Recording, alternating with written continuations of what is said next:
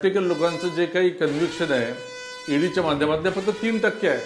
त्यामुळे जो कोणी जे काही गडबडी करेल त्याला मध्ये एक दुर्घटना घडलेली आहे। नाशिकमध्ये वायुदलाचं विमान कोसळलेलं आहे।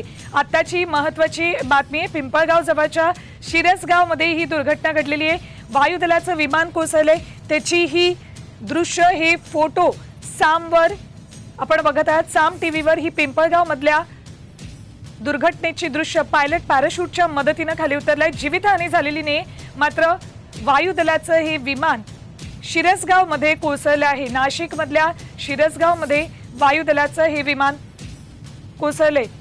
आमचे प्रतिनिधी अभिजित सोनवणे आपल्या सोबत आहेत। अभिजित, काय नेमकं घडलंय, या दुर्घटनेबाबतचे काय अपडेट्स? आत्ताच काही वेळापूर्वीची माहिती हाती आलेली आहे। त्यानुसार पिंपळगाव जवळ शिरसगाव परिसरातल्या एका शेतकऱ्याच्या शेतामध्ये हे वायुदलाचं मिग विमान कोसळल्याची माहिती समोर येते।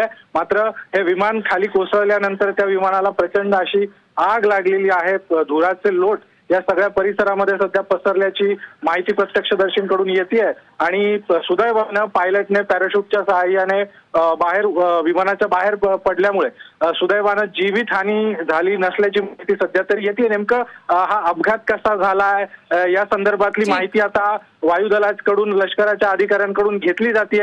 लष्कराचे अधिकारी देखील आता घटनास्थळी पोहोचायला त्या ठिकाणी निघालेले आहेत आणि नेमकं या अपघाताचं कारण काय आहे, कशा पद्धतीने हे विमान कोसळलंय याची माहिती आता प्रशासनाकडून देखील घेण्यास सुरुवात झाली आहे। सध्या तरी सुदैवानं कुठलीही जीवितहानी या दुर्घटनेत झाली नसल्याची माहिती जी आहे ती समोर येते। ठीक, धन्यवाद संपूर्ण माहितीसाठी।